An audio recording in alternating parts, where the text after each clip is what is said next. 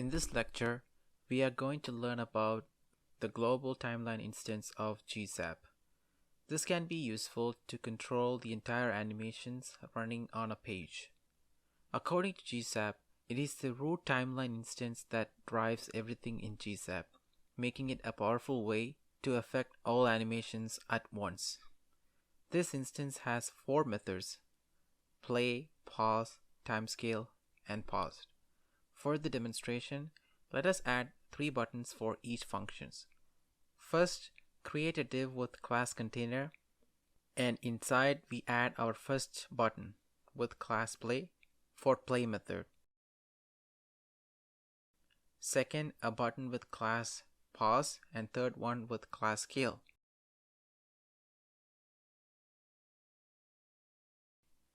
And type in scale-2 because we are going to scale the duration of the global animation by 2 using timescale method.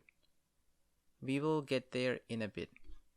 Move out of the div container and create another div, and inside another 2 divs with class circle and box.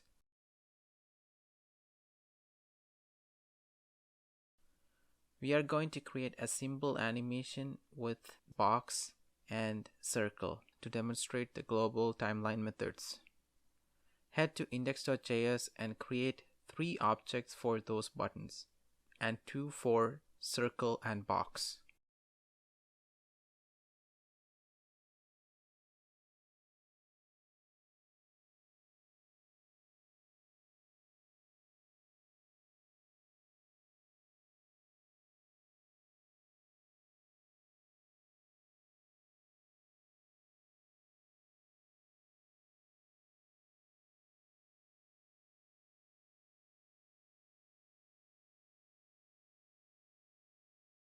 I'm creating a simple animation for both the box and circle objects.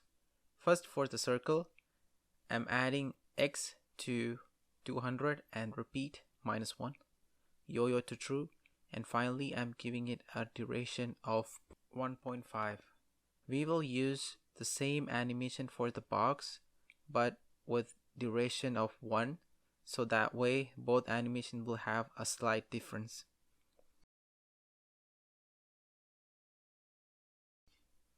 As we discussed in one of the previous lectures, GSAP is the global object which we use to access different methods.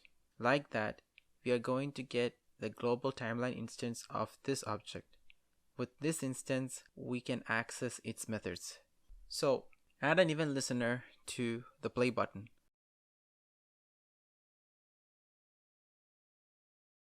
And in the callback function, we will put gsap.timeline.play.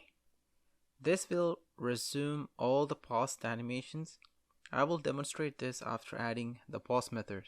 Next, add an event listener for pause method.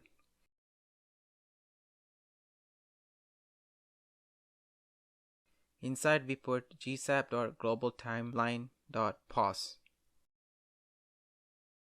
This will pause the entire animations currently running. Let's give it a try.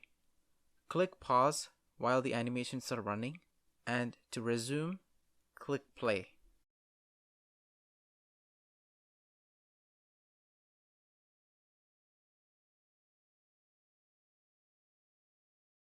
Now head back to the code and add an event listener for the scale button. And inside the function, we add gsap.globaltimeline.timescale. Let's put 2.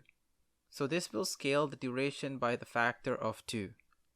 Let me demonstrate this. Click on the scale button. As you can see that the button is sped up by the factor of 2.